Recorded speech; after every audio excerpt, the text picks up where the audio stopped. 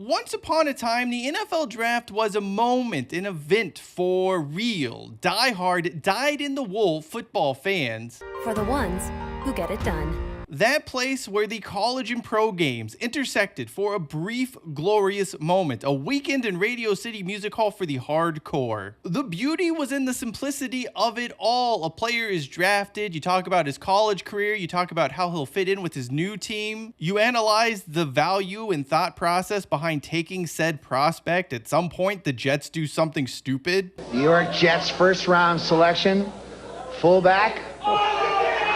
And then, after a few minutes, you do it all again. That, of course, has changed. In a pursuit of television ratings and in-person attendance, the NFL draft has become a gimmicky spectacle. Honestly, it wasn't all that bad at first. The focus was still on the event, what was happening with the draft, although there was some more glitz and glamour involved. Over time, it became more and more about the production and less about the draft itself. It was there, it was happening in the background, but honestly, it kind of just felt like someone's birthday. It had become used as an excuse for others to throw a party and get sloshed. Bells and whistles, concerts, special guest pickers. Look, it is one thing to have past or present players, servicemen or women, Make-A-Wish children, folks representing charitable causes or nonprofit organizations go up on stage with a card and reveal the pick for a certain team. The NFL has more than 200, it's like between 250 and 260 most years, draft picks to announce during the 3 days. The commissioner and his cronies don't need to call out each and every one. A video game streamer in a bad wig with a panache for sending inappropriate messages to minors.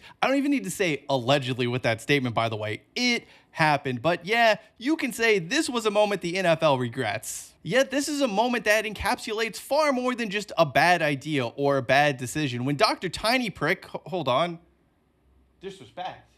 I don't think that was disrespectful. It's Dr. Tiny Prick. Oh, that's not his name?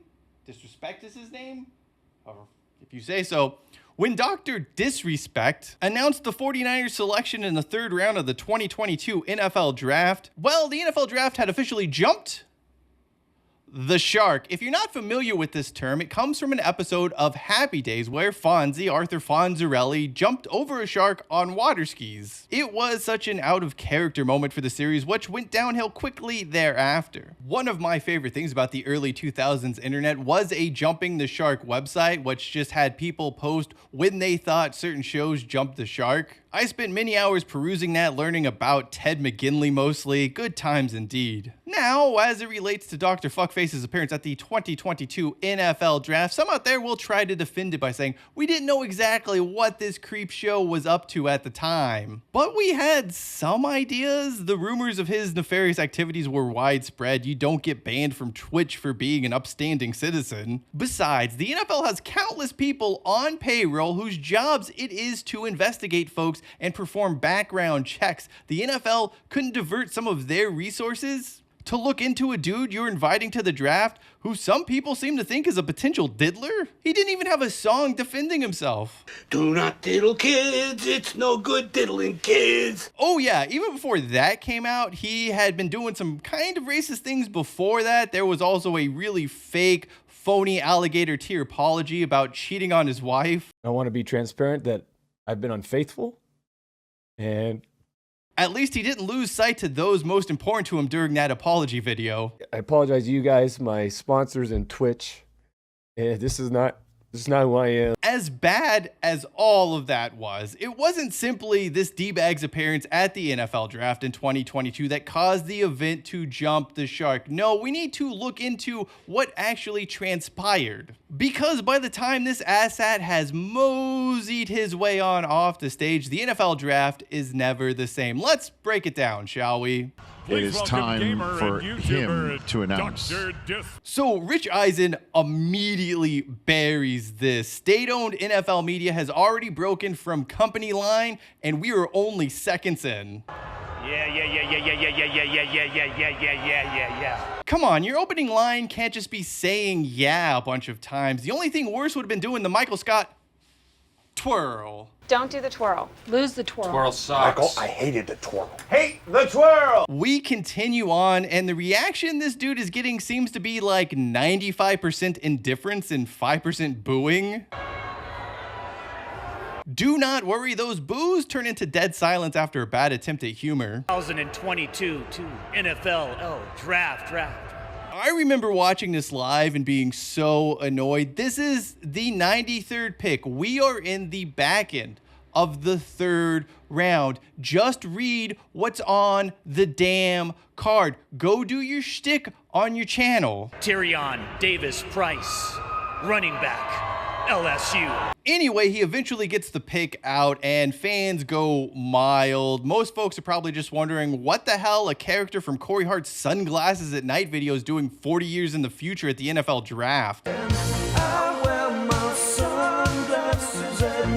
Then Daniel Jeremiah wraps everything up with a nice, neat, ironic bow. I'm going to have to ask my son who this is later tonight. He's going to fill me in. I guarantee he knows him as a streamer. For your sake, let's just hope Nurse Taint Tickler didn't slide into your underage kid's DMs, because that was very much a thing he was doing. Not allegedly, not reportedly, he would admit to it. And while the public wasn't privy to this in 2022, the rumors, the chatter, it was all out there. Details were widely available. Better yet, what is the purpose of this appearance? How does the National Football League or the San Francisco 49ers benefit from this, apart from getting to put out awesome press releases like this in the future?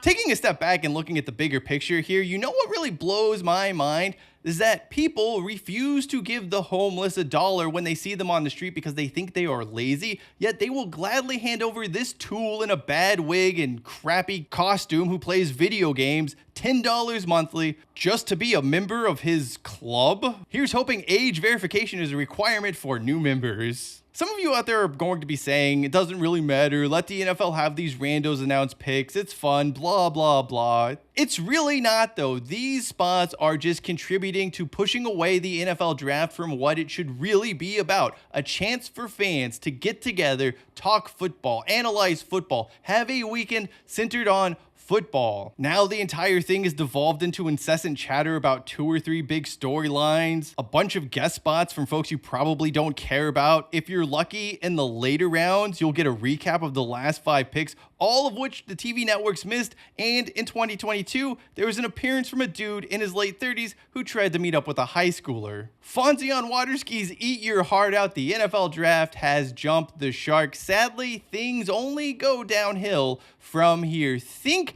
everything that happened in Battlestar Galactica after season 3. Heck, I throw the season 3 finale in there as well, but that's just me. More randos announcing picks, more distractions, less football. You know, for all those people complaining about how soft the National Football League has become, this to me is a far more heinous crime. The one time in the football calendar where the pro and college games sort of come together in one glorious moment is now nothing but Nerf ball. At least we'll always have this moment.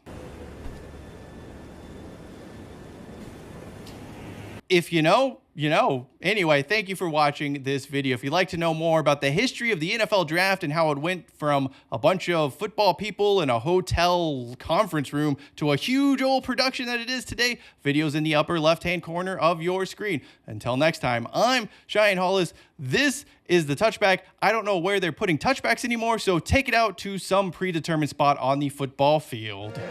I wear my sunglasses at night.